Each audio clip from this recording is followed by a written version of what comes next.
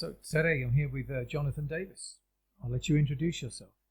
Oh, well, hi Andrew. Hello. I am a wealth advisor, chartered financial planner, an economist, and I also write and publish the 2 monthly Booms and Busts report. Always enjoy that. Cool, good. Which anyone can access by going onto the website jonathandaviswm.com and just subscribing. It's free. People will never be junk mailed, and nor will their details ever be sold. Good. Okay. Although I might. You never know. Got to make a crust. So what do you think? What's your take on what's going on in the world today? Because I'd imagine that's a pretty expansive question these days. But what's your thoughts on it? I'll start off by saying that I'm absolutely terrified. I'm terrified for the loss of our freedoms, which were started nearly 1,000 years ago with Magna Carta. And in the last 2 years, we've lost hard-won, hard-fought. People have died for our freedoms, and in just 2 years, they're being taken away from us.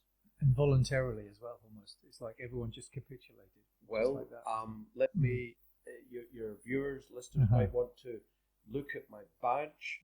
It's Huxley, Brave New World, because that's what I believe we're in now, where a lot of people are saying that what we're actually in is Orwell's 1984, but I think there's a nuance there, because of course in 1984 Orwell said that imagine where there's a jackboot on your throat for the rest of your life. Yeah. Well, that's not what's happening, because people are actually craving state support. They're craving the jackboots, but in a soft, fluffy way.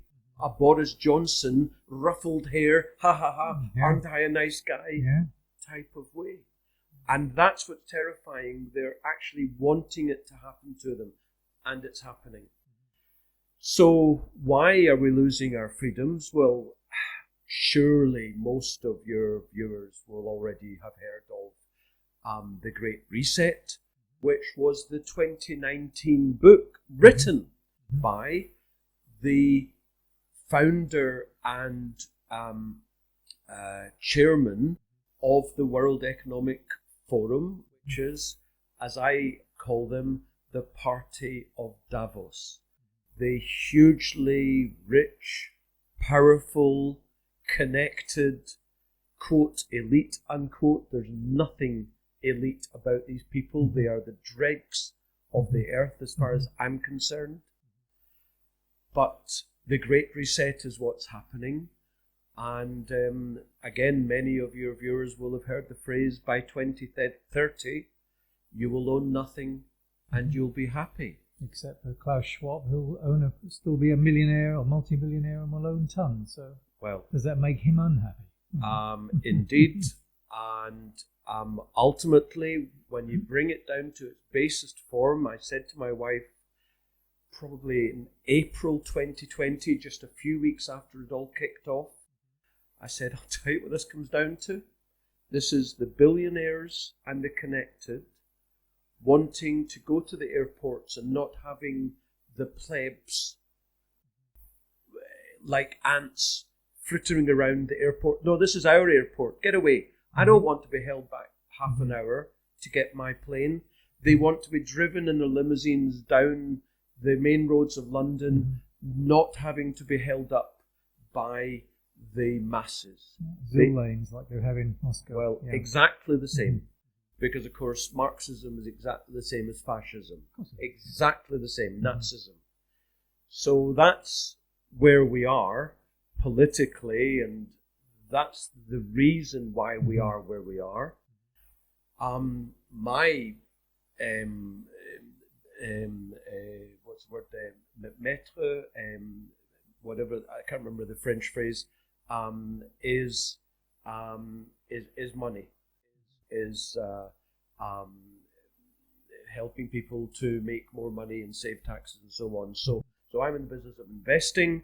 So my focus is financial markets, and the economy.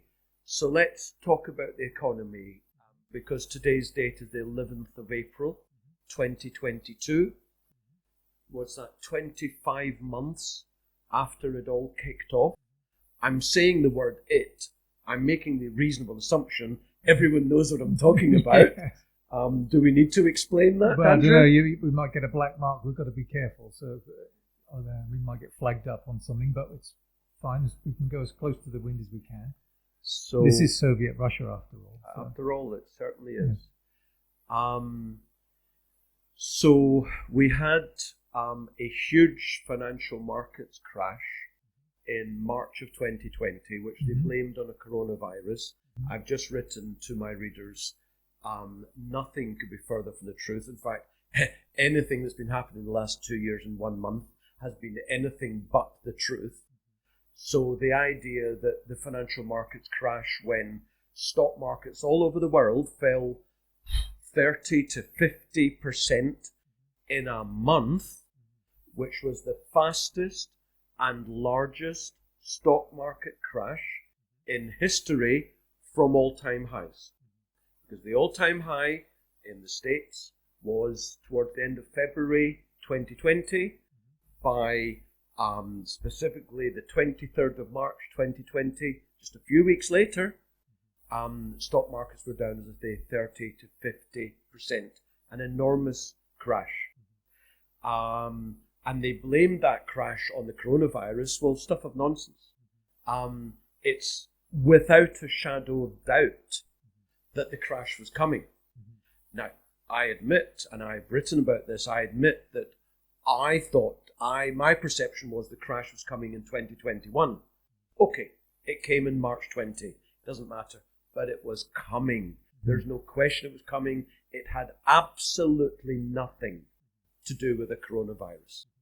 So let's just establish that.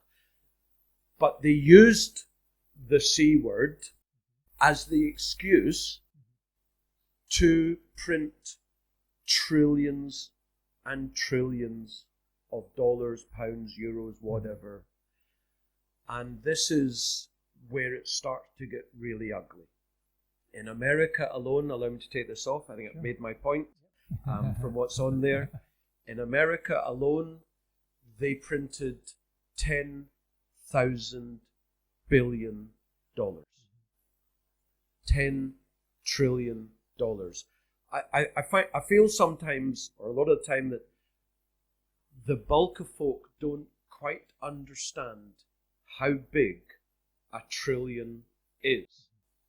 But if I say to you that if you add $1 every second, then in 31,500 years, you'll get to 1 trillion. Yep. Okay? That's the magnitude of 1 trillion. And they printed 10 of them. It was 40%.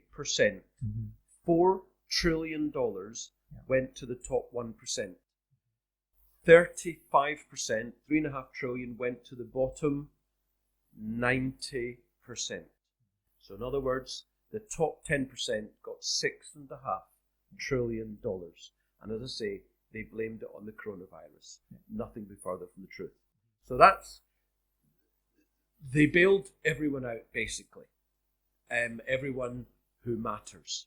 Everyone who's connected. Bondholders and shareholders who, under capitalism, should have gone bust. Yes. Had a cash call maybe to shore up the bank that they were banking with.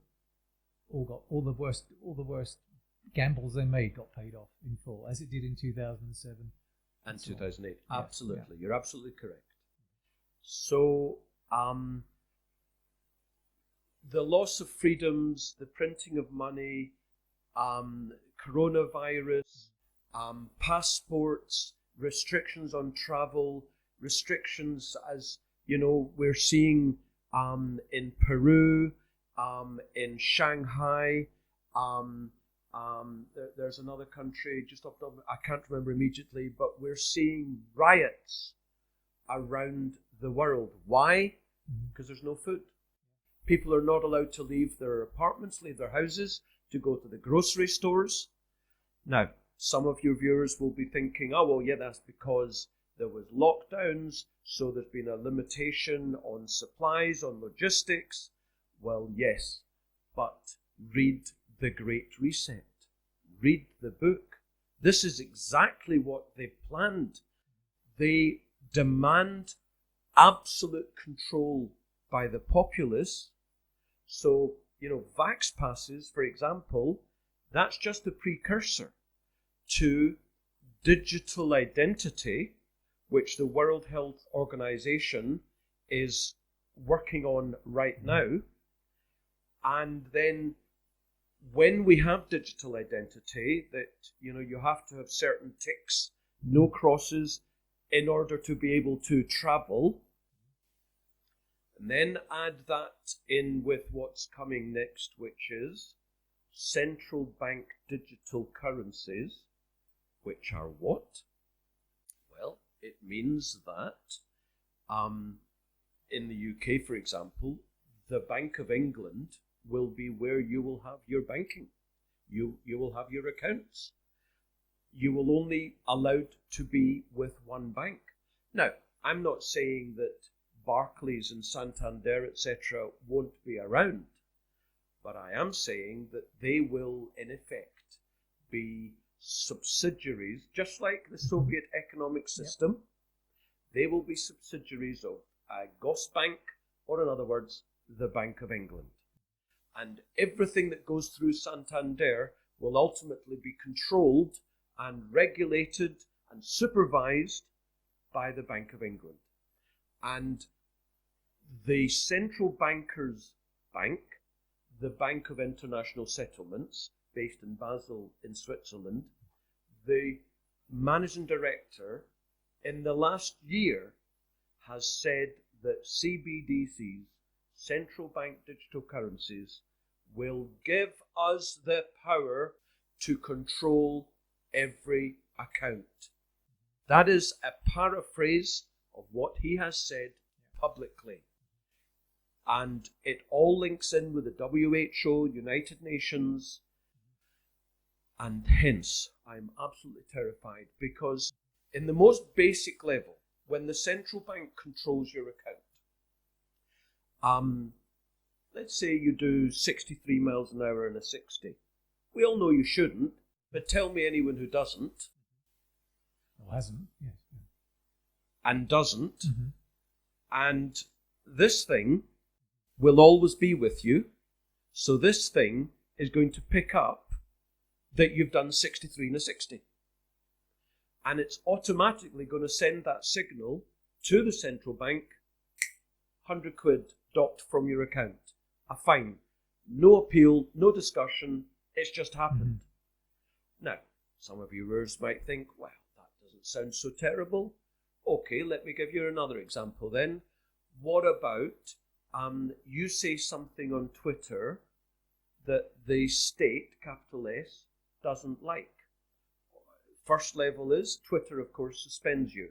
Second level is the central bank decides you need an extra tax. Yeah? And they can do it automatically. The AI in the system will do it automatically. You think there will be an appeal? There will be no appeal. It'll just happen. And the phrase will be used, after a careful consideration, the fact is it'll be 5 minutes after you wrote this thing and published this thing on Twitter that they don't like. You used a word like ivermectin, for example, or another word or another phrase that the state doesn't want you to be using.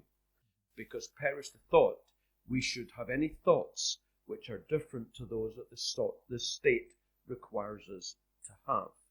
And I wouldn't mind them actually saying that, but they're so wrong on so many things. Sure.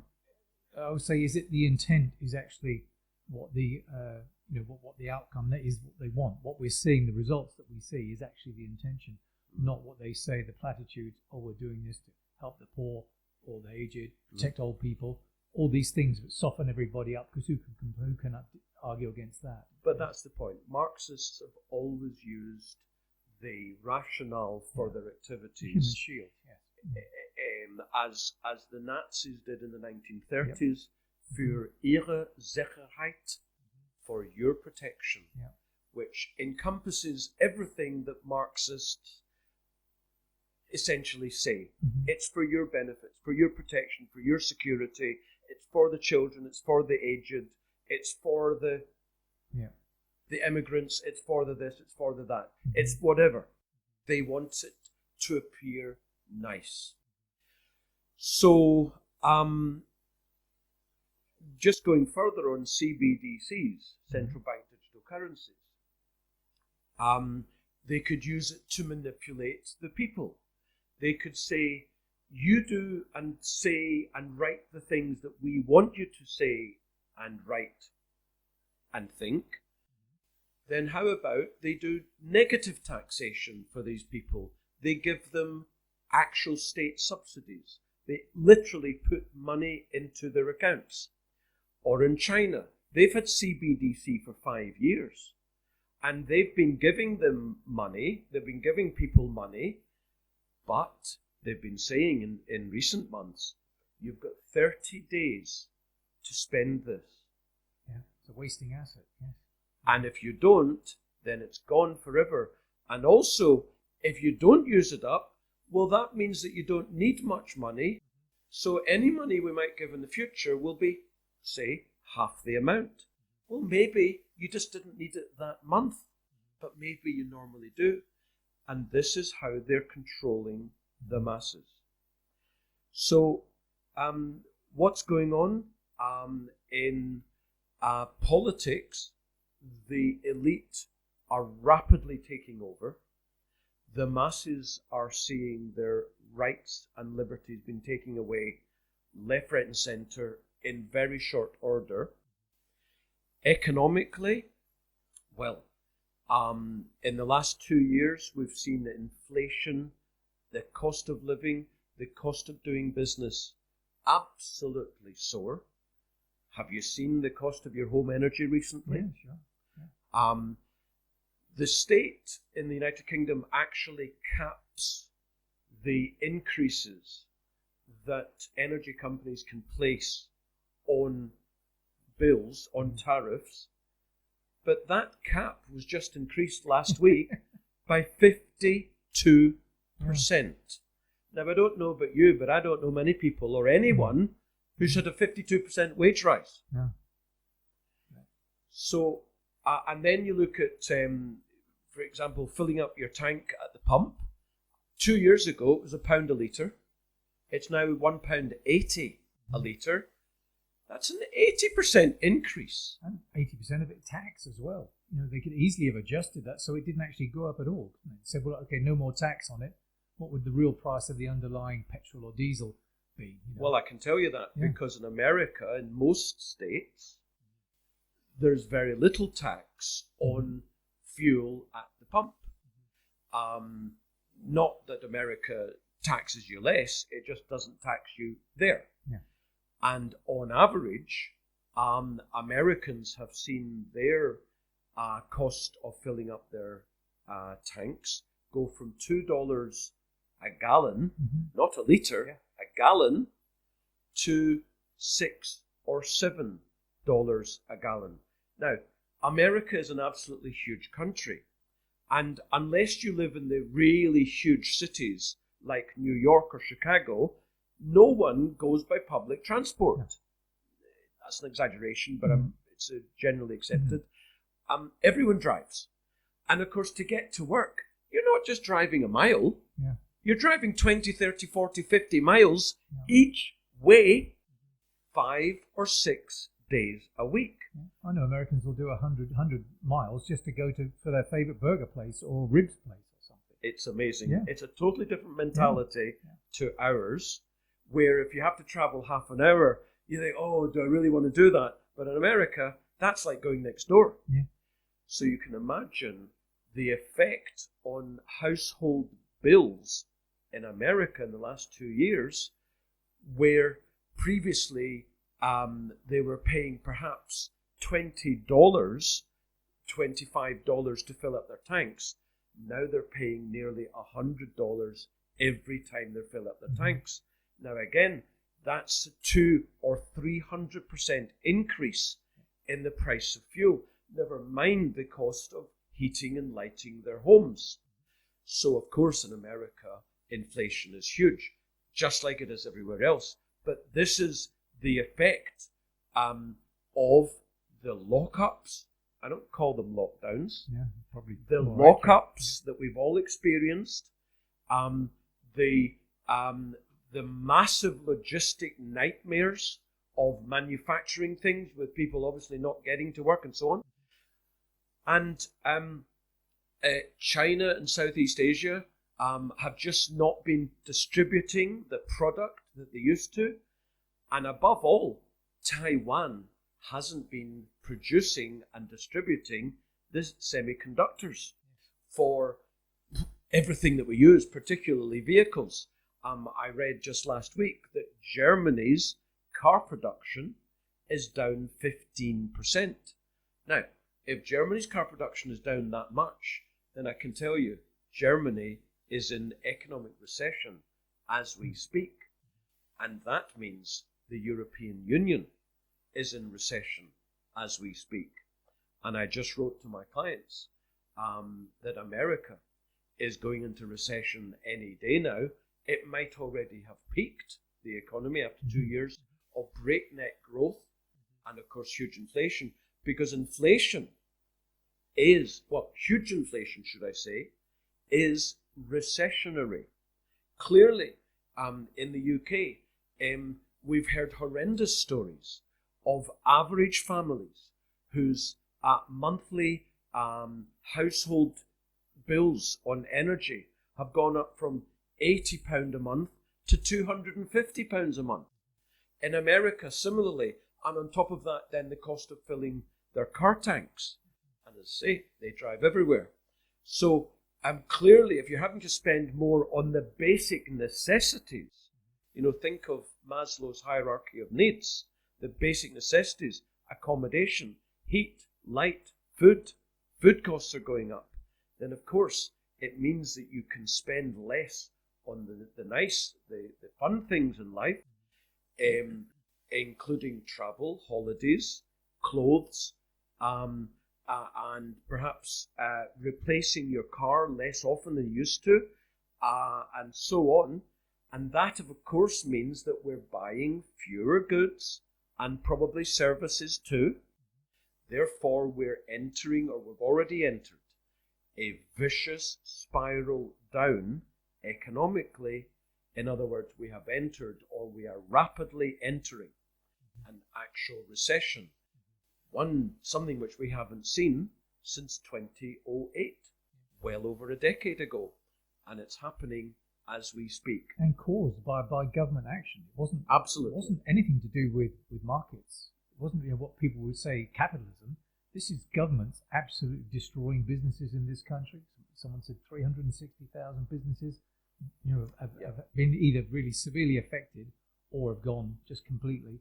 There are smaller businesses, but of course that just leaves the big boys fighting for what's left because the competition has gone. But it's all government action and inaction as well. Yeah.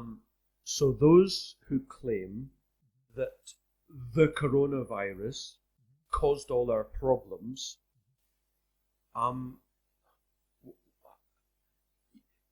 if they'd said that a week or 2 or 3 or 4 weeks after our problems started becoming evident, then they might have had some credibility.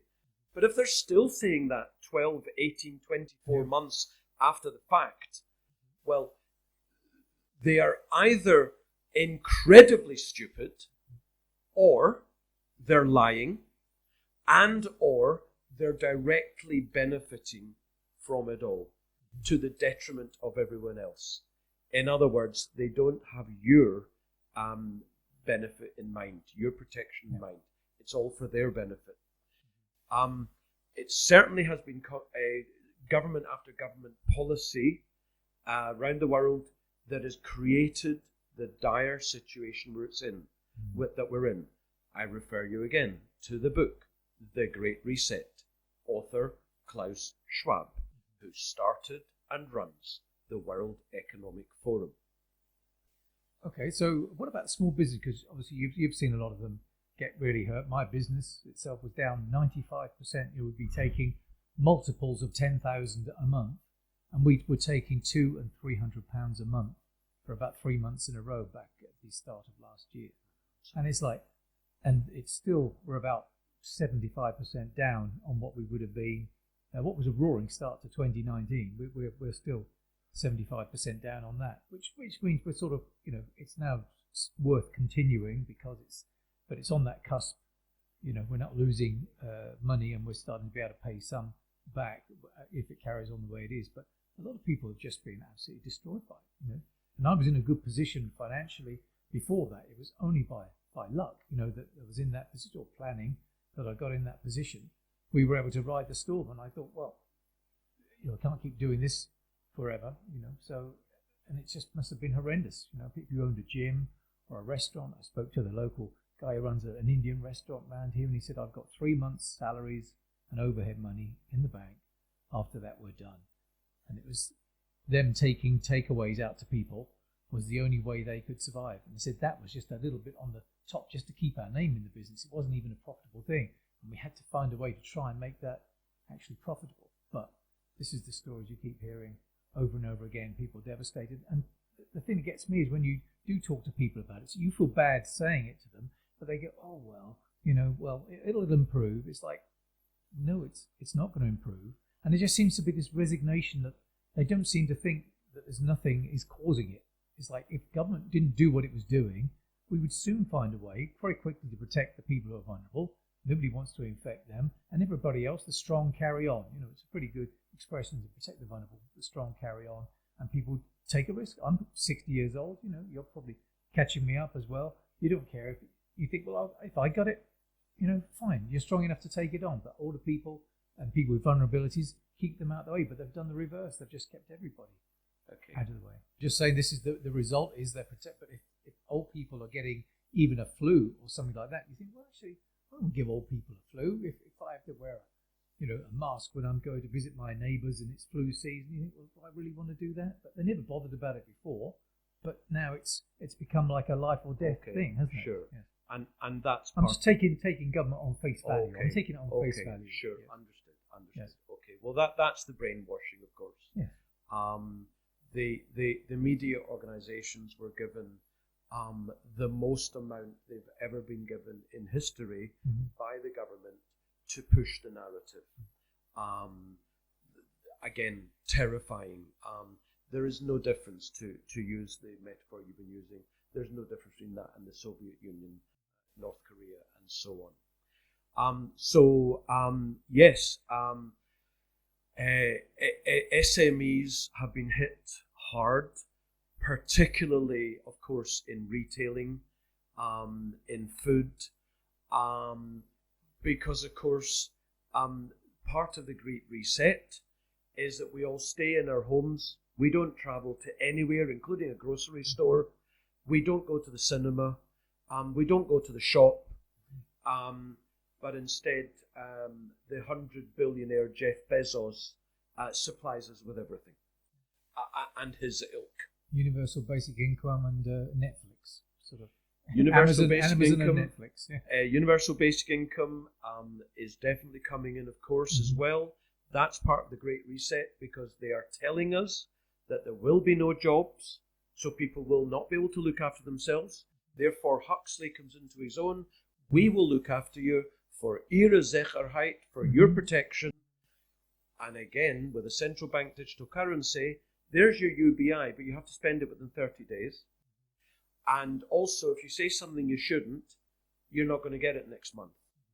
It's blindingly obvious how they will be able to control the populace. Terrifying. It's all about state control over the individual. There must be no individuals. Never mind the fact that people are actually dying, and over the next few years, serious scientists and doctors who are not funded by the state, by the pharma industry.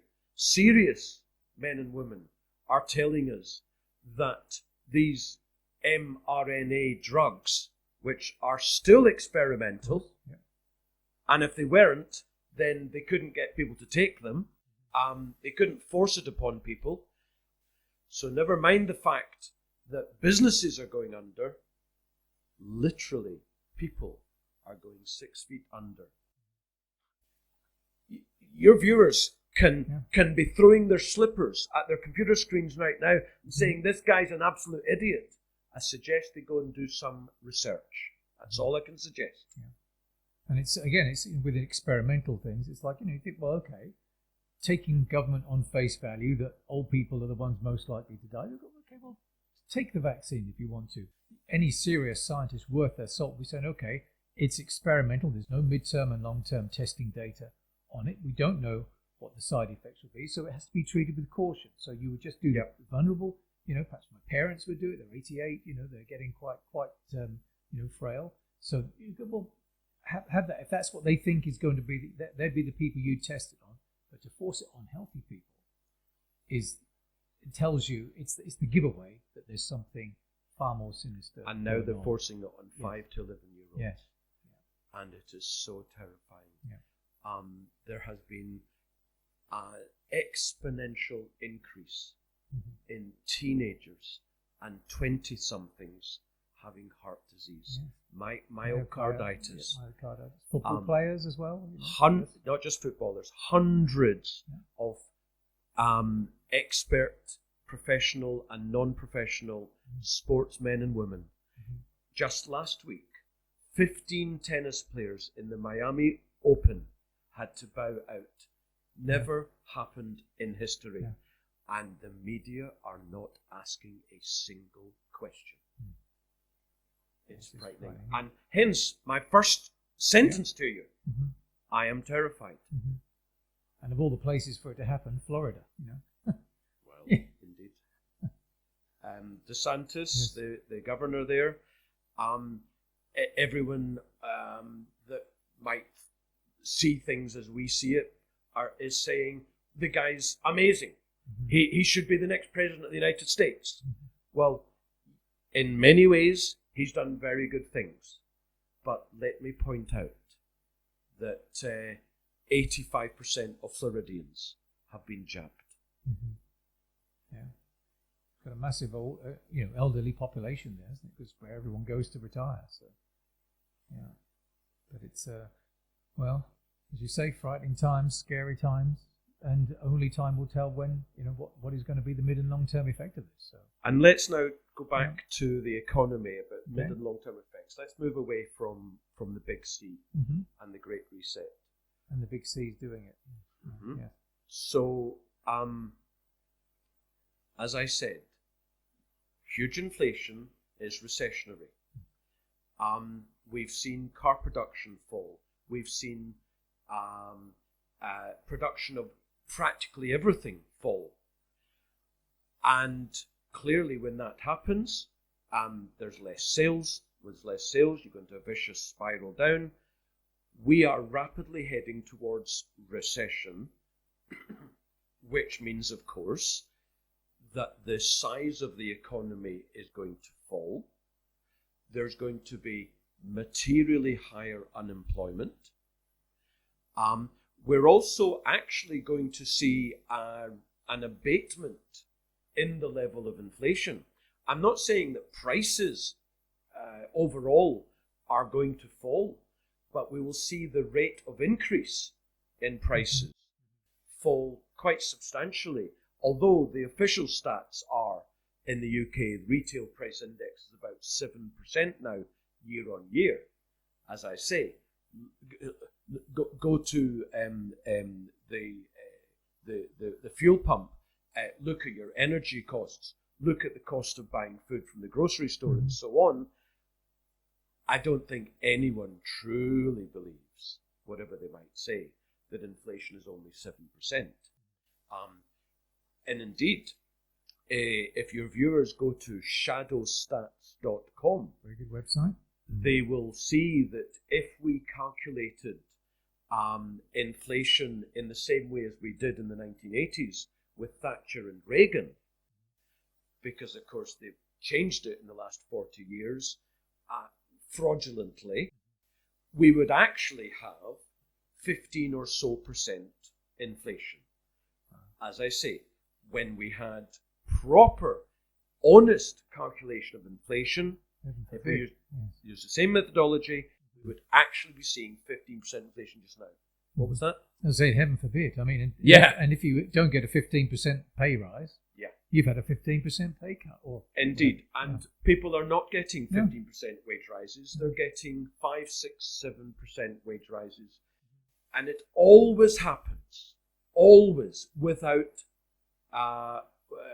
any instances differently, that when inflation rises, aggregate earnings do not keep up with inflation. Thus, not only against the fraudulent inflation are people's wealth reducing, but actually against real inflation, the cost of living, the cost of doing business, people's wealth is diminishing rapidly. And I wrote at the beginning of the year in the Booms and Busts report that it started in 2021. By 2025, which is 5 years, the average household will see their financial position fall, their standard of living fall, an average of 20%. We are rapidly moving to whole swathes of the population in actual early 20th century levels of poverty. I mean, real poverty, like you used to see in the movies, relating to Victorian days. Real, serious poverty. People haven't experienced that in decades. It's going to be a shocker for them, isn't it? Old people have experienced it. Really old people in the 1930s. Then there was rationing, of course, during the war and post-war into the 50s. But since then, people haven't really experienced much poverty. Yes, there were great problems, of course, in the 1970s. That was the last time. But even then, people still got by. I mean, okay, everyone talks about the boys from the black stuff in the early 80s, the mines closing down. But that largely was the woke left media and being anti-Thatcher and anti-Reagan, in other words, anti-capitalism. It wasn't really remotely closely as bad as they made out. I'm not suggesting there wasn't 3 million unemployed at the peak, but we were moving from basically the post-war low technology era to the 1980s and 90s, much higher technology era, and indeed more prosperity. And look at the prosperity we've had in the 80s and the 90s and the 2000s because of what Thatcher and Reagan did in the 1980s. And then, of course, they wittered it all away. Major, Blair, Brown, Cameron, May, and this idiot now.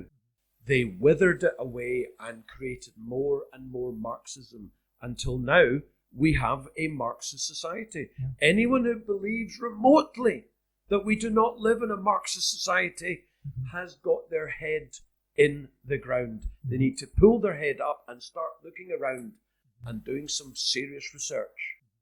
Just going back to this recession. Okay. In this recession, which will last anywhere between 6 and 18 months, it will not be like 2008, which was a shortish, huge recession. It lasted a year or 18 months. It was very big. The stock market fell nearly 60%. Unemployment soared. And what did they do? They bailed everyone out. Well, that was their short to medium term fix. And of course, it kept the plate spinning for indeed the Big Short for another 10 plus years. Well, here we are again. We had a huge crash and a mini recession in the last couple of years, and and then we had growth. And now we're going into another recession. And then they're going to print another 10 or 20 trillion dollars globally. And then we'll have another spurt of growth. And then we'll have another recession, which will last another year or so. Then we'll print another 10 or 20 trillion. Then we'll have it.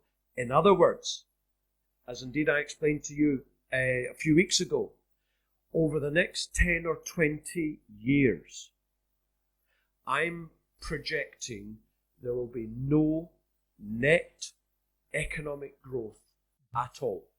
We will have spurts up and then down, and up and down on a net basis, unless you're smart and connected and you know what's going on.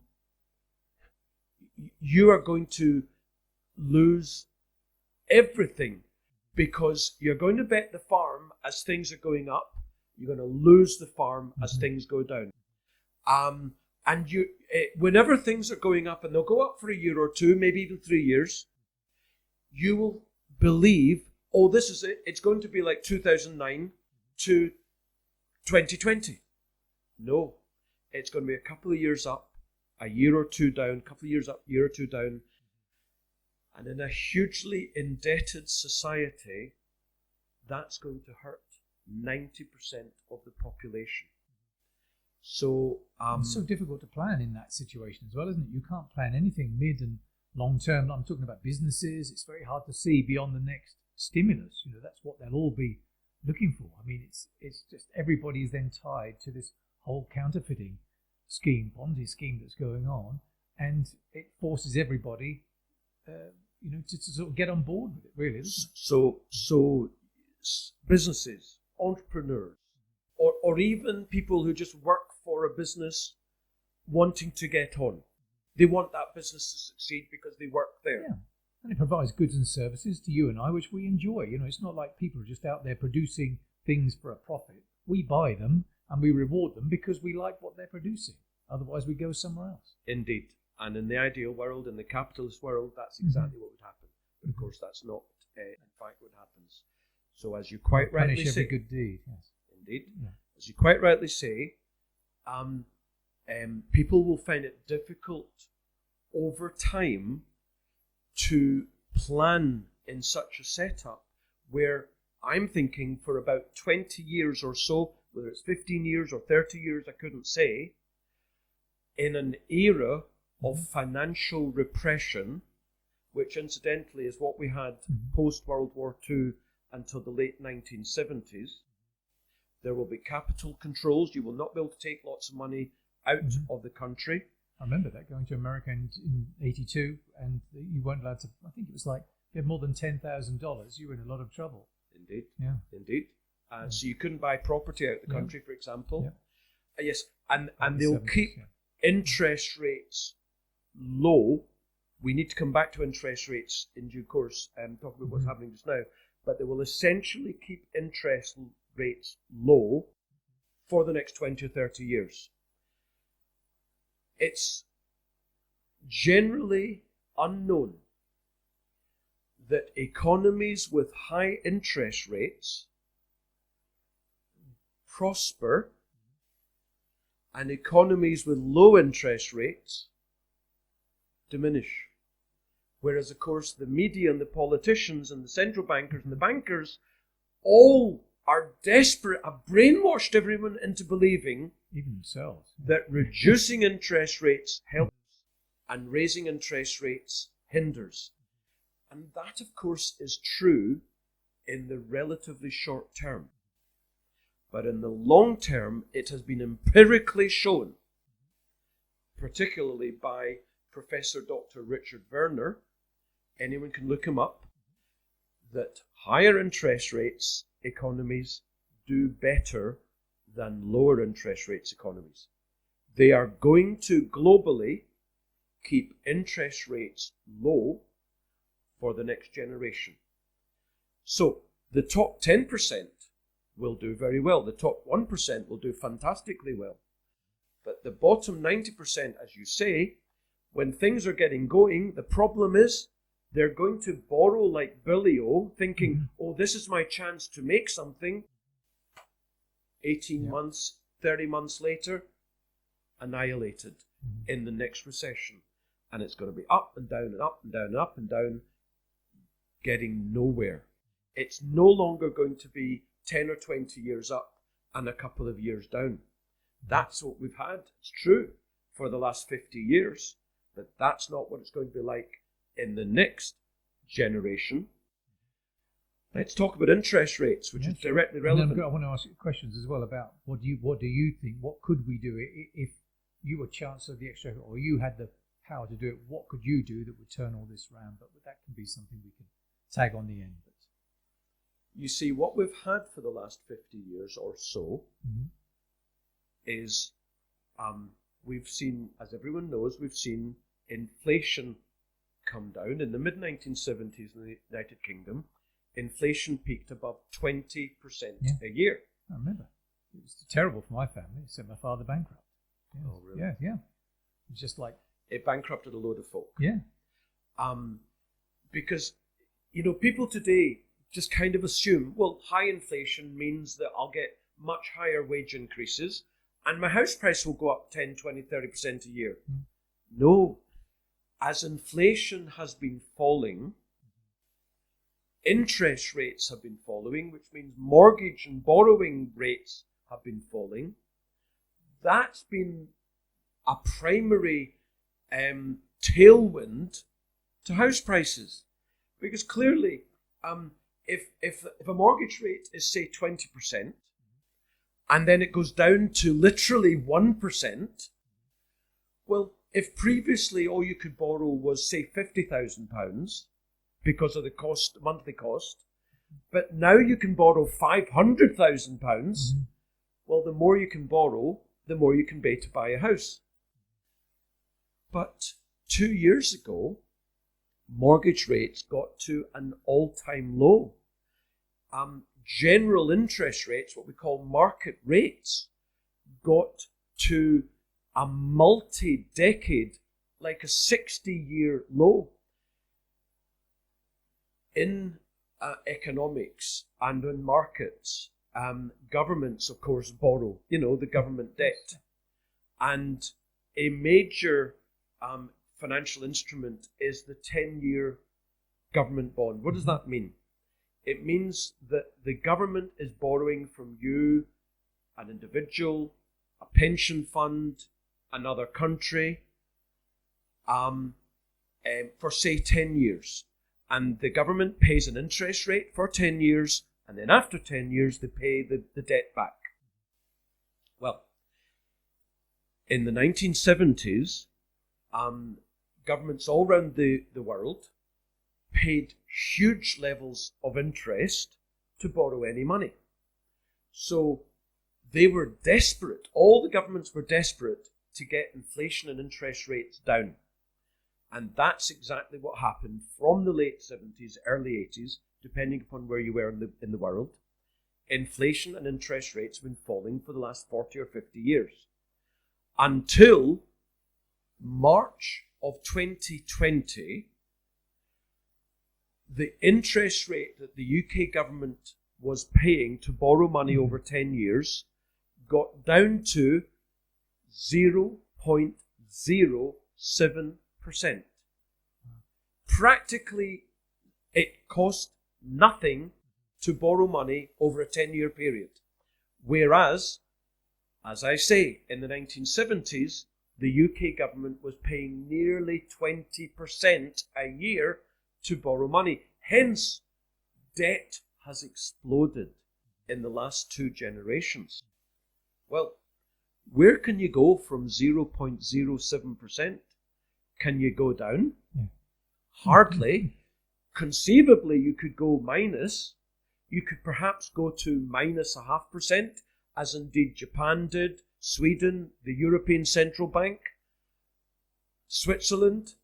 But I can tell you, everyone knows that you cannot sustain a negative government borrowing rate. You can't. And it's horribly destructive to every price mechanism that's out there as well, isn't it? Well, indeed, because if you haven't got an interest rate that truly reflects the economic conditions, and how can a negative interest rate, here, I'll lend you £100, Andrew, and I'll give you £1 a year to take my £100. Yeah. Well, how can that be responsible at all? Well, it's there to destroy the price mechanism, isn't it? Right. It's intentional. Yeah. So, and that's the point. So, technically and practically, you cannot have a negative interest rate, a negative borrowing rate in the long term. You can have it for relatively short periods, as indeed countries have, and the European Central Bank is 19 countries now, but you can't sustain it in the long term. So, from 0.07% in the UK, and to give you another example, in the US, it went down to 0.4%. That's the 10-year borrowing rate. So again, practically zero. Yeah. After decades of falling inflation and falling interest rates, the interest rate can now do, in essence, three things. It can go down, but not much, and certainly not for long. It can stay flat, or it can go up. Now, imagine the United Kingdom with 20% mortgage rates compared to 1% mortgage rates that we've had for the last 10 years. Is it fair to say that that would annihilate the UK economy? I remember interest rates being 15% in the early 90s. Yes, when a house was £40,000. Not, as in the south of England, the average house price is £600,000.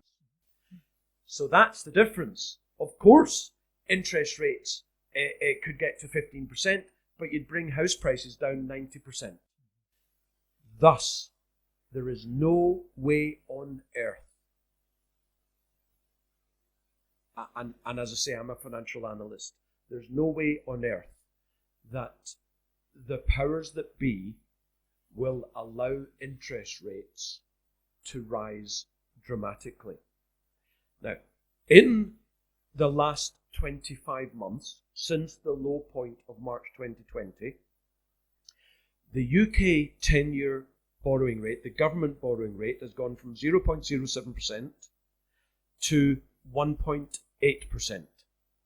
In the US, it's gone from 0.4% to 2.7%. Now, if you as a corporation have borrowed hundreds of millions of dollars or pounds or even billions, and you have seen, because your borrowing rate is going to be somewhat correlating with the government borrowing rate, if you've seen your borrowing rate go from, say, 1% to 3%, you've just seen your interest cost treble. There's no way on earth that that is going to go from 3% to 10%. It's not going to happen. So this is one of the symptoms or the results of financial repression, which is an economic term. They are going to do whatever they need to do to keep interest rates low for the next generation. And if you can imagine an XY axis, where you've got interest rates along the y-axis and time or years along the x-axis. So we've seen interest rates come down for decades. And in fact, as everyone knows, the base rate was basically zero, almost, for 10 years. And indeed, government borrowing rates hovered around 1.5% to 3% for 10 years. We then went through the imaginary floor down to practically zero or less than 0.5%. Within a few months, we went straight back into what we call this channel, a horizontal channel. And whereas interest rates have come down for decades, we have been in this channel, apart from this short period in March, April, May of 2020. We have been in this channel now for over 2 years, And I believe we will effectively be in this channel for the next generation. Stuck in a rut. How are they going to achieve keeping interest rates low for a generation? Because everyone believes that if inflation rises, interest rates must rise. And of course, inflation has soared in the last 2 years. And yes, interest rates have gone up, say, a couple of %. But what is to stop interest rates going up 5%, 10%? And this is where the authorities will step in. The central bank, for example, will buy government bonds by the hundreds of billions with electronically printed money. They'll just create money out of thin air, as they've been doing for 30 years. And they will hand money to the pension funds, to the other country lenders. They will buy their bonds, and notionally what that will do is that will raise the price of bonds, which is government loans, government borrowings. And I would ask your viewers just to take my word that the maths are, as bond prices rise, interest rates fall. So they will create an artificial demand for government bonds. They will buy bonds, the price will rise, the interest rates will fall. And secondly, and this is even more terrifying than the printing of money out of thin air, they will actually mandate UK pension funds and the like to buy government bonds. So your viewers' pension funds will be forced to buy government bonds. Now, let me take your viewers back to something I just said a minute or two ago. As bond prices rise, interest rates fall. The corollary is, by the way, for decades, as interest rates have fallen, bond prices have risen. But if interest rates are going to stay in a channel for the next generation, it therefore means that bond prices will do nothing for a generation. Whilst your viewers' costs of living are rising double digits per annum. So if they've got 20, 30, 40, 50% of their pensions in bonds, 20, 30, 40, 50% of their pension funds are going to grow not at all, while their costs of living are going to be growing double digits per annum. So the other part of their pensions, which is going to be shares normally for most folk, they're going to have to do 2 or 3 times as much in order for the pension funds to make any money, to achieve the challenge, to meet the challenge of inflation. And I can tell you, as a wealth advisor, not my clients, but 98% of portfolios, be they private clients, ordinary folk, or the big institutional pension funds, 98% of portfolios have a high allocation to bonds. And over the next 10, 20 years, pension funds are going to be annihilated purely by inflation, because people don't know what's invested in their pensions. And they should not be touching bonds with a barge pole for the next generation. And it's all these people that are doing this, the financial repression, again, all in the interest of looking after you. It's the altruism, which is just so false, the altruism you hear, and you just think they're just destroying people. Yes, they're doing the exact opposite. The exact opposite. What they're saying. They're destroying 90% of the population. 90%. Yeah. It's shocking. It goes back to my first sentence. Yeah. I'm terrified. Now, I hasten to say, my family and my clients will be all right. because they actually have a wealth advisor who understands what's going on, and irrespective of what your viewers might think of my position on politics, and whether or not they think I should be wearing a tinfoil hat, that's irrelevant. On pure, hard investing, everything I'm saying should make sense to everyone who's watching. Okay. And so what would you think would be, you were in Chancellor of the Exchequer, or you could set economic policy, what would be the way forward? Or would you just let it play itself out? Well, the problem is no one like me is ever going to get high office in politics.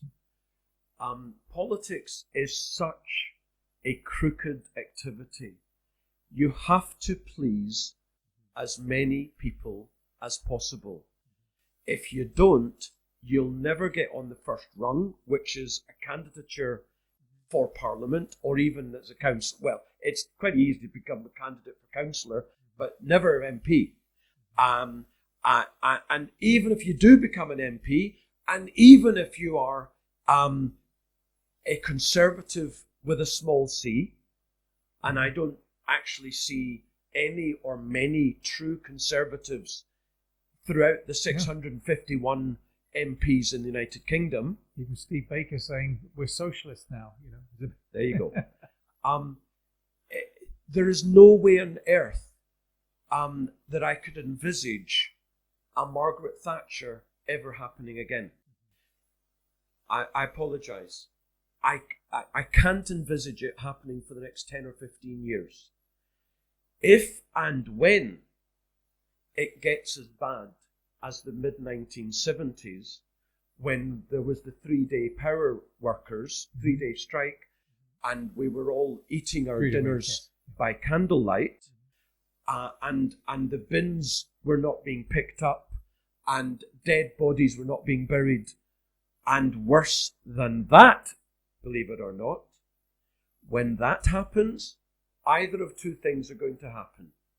Either the great resetters will have won, and nothing will ever take power from them ever again, or a Margaret Thatcher somehow gets to the top.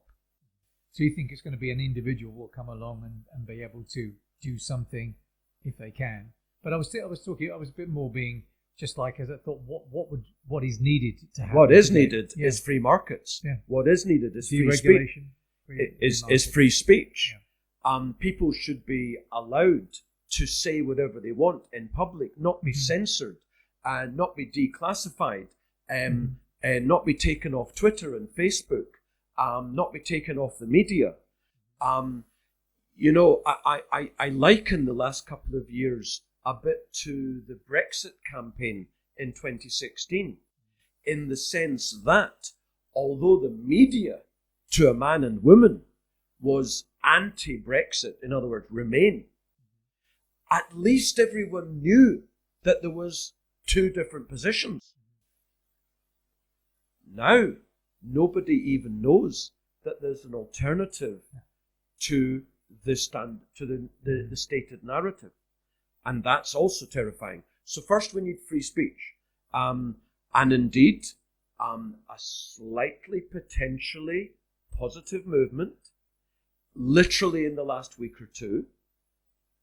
Elon Musk, the richest man on the planet, well, according to known wealth, we don't know how much Putin has, we don't know how much the Saudi sheikhs have, and so on. But known wealth has just bought, we're not quite sure, but somewhere between 9 and 15% of Twitter.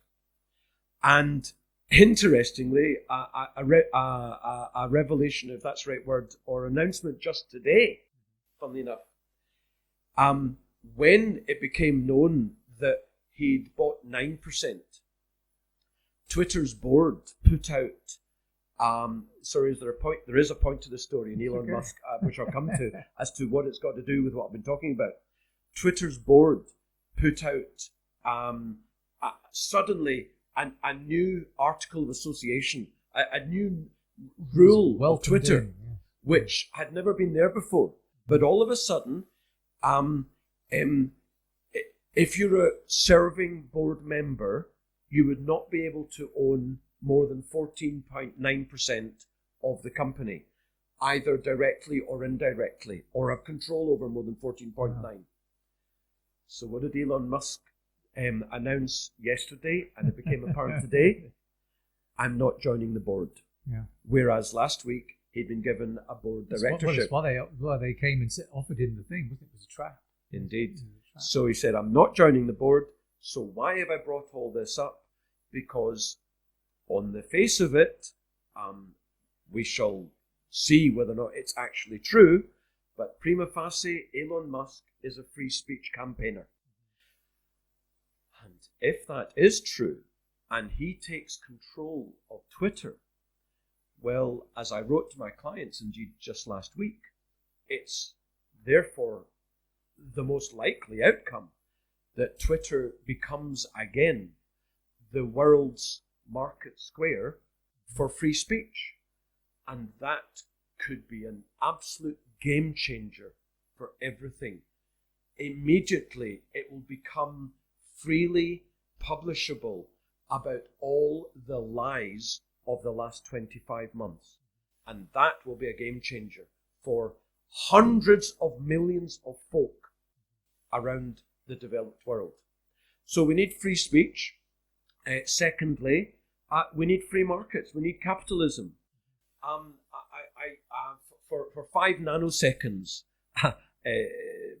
metaphorically, I got into a Twitter argument with a Marxist just a few days ago, who told me how terrible the capitalism that we have is for society and so on. I said, you don't even understand what capitalism is. If you think because capitalism. Because the last thing that we have is capitalism. Yeah. What we have is Chinese-style capitalism, where the corporation and state are intermingled. What's the phrase people say? Spoiler alert. Benito Mussolini, in the late 1930s, called it fascismo. Yeah. That, what we have is fascism, which is just a bastardization of Marxism. They're two sides of the same coin. Yeah. Mussolini was a communist. He used to write for a communist paper. You know, was heavily into Marxism. Most people who are well known were communists. Yeah. When you think about it, it's the exception to the rule that they see the light and they get the point. So we need to stop keeping interest rates low. We need to stop bailing out failed businesses. We need to let the market determine what goes on. Now, that doesn't mean that the true needy would be left in the gutter. It doesn't mean that at all. All you have to do is look at the literature of the second half of the 19th century as the West was becoming more and more prosperous in Victoriana. You were seeing fewer and fewer people in abject poverty as the West got more and more prosperous. Because in the 19th century, we had a thing called free markets, which in some parts of the world ended, particularly in 1917, about 2,500 miles northeast of where we are. And as I was speaking to Dominic Frisby in one of the earlier podcasts I did, and in his book Life After the State, he was talking about, the question I often ask people of a leftist persuasion: what was there before the NHS? And they'll often say nothing. You just died in the street.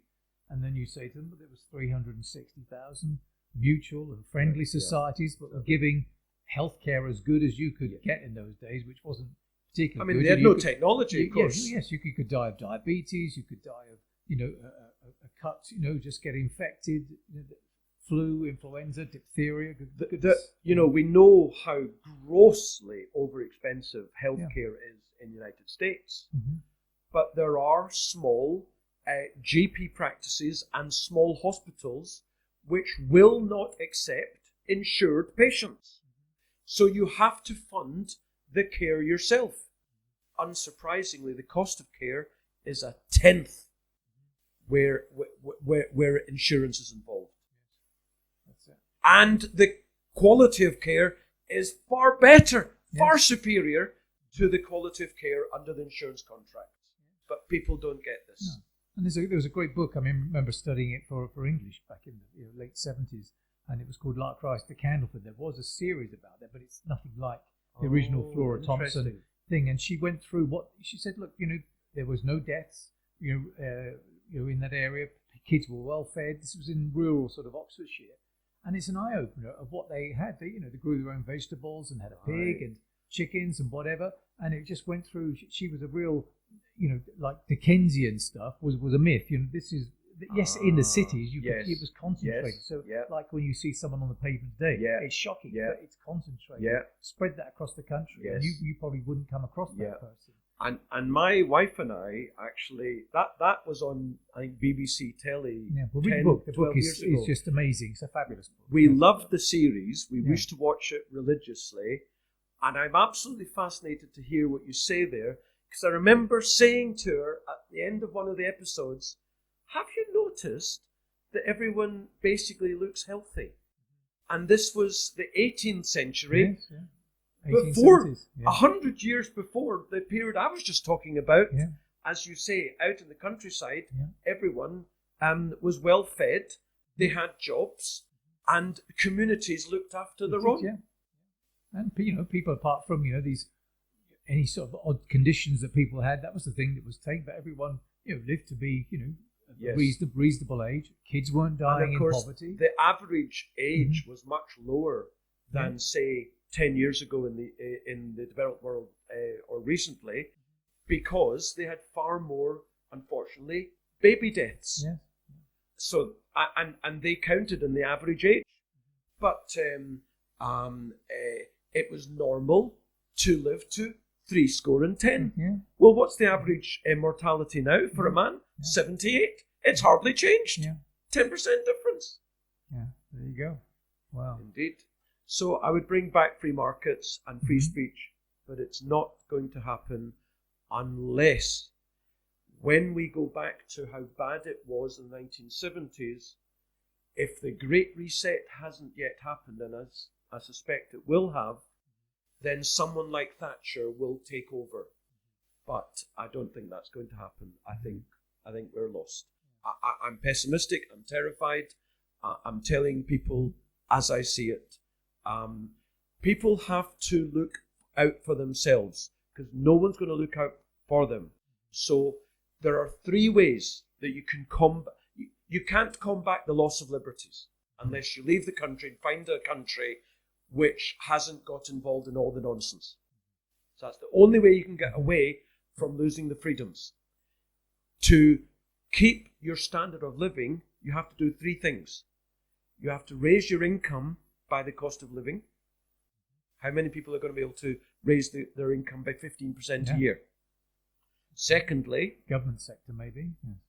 No, even then they are definitely not going to have 15% wage rises. No way. RPI, the official inflation, is up 7%. The unofficial 15%. Do you know what state pensions are rising by? 3%.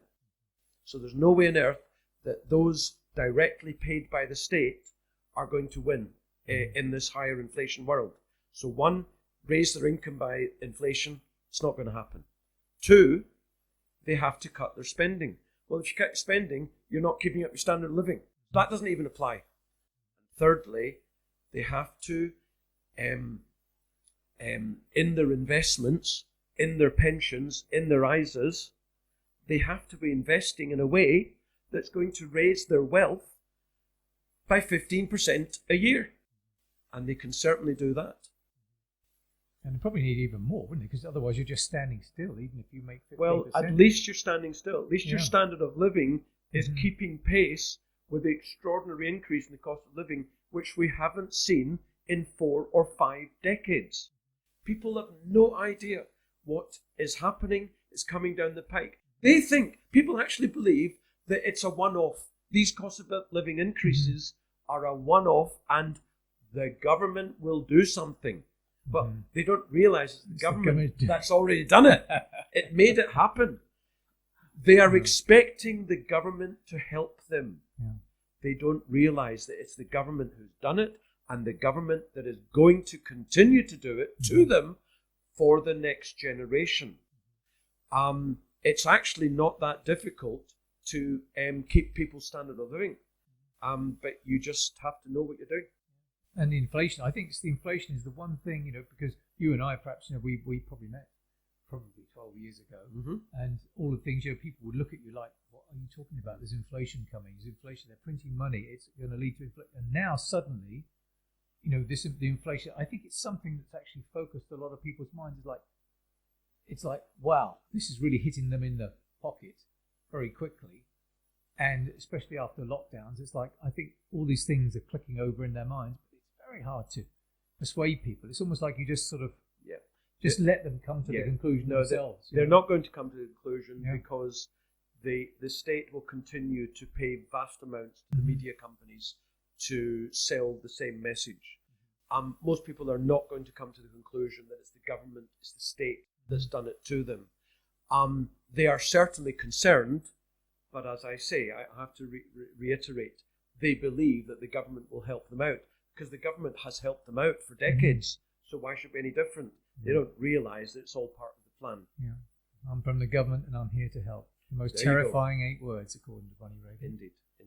Okay, well, should we wrap it up at that? And it's been a fascinating time, and we'll have to get you back, perhaps in a few weeks' time. Well, sure. Very happy to have had this chat with you, and I hope that some people will be able to take from this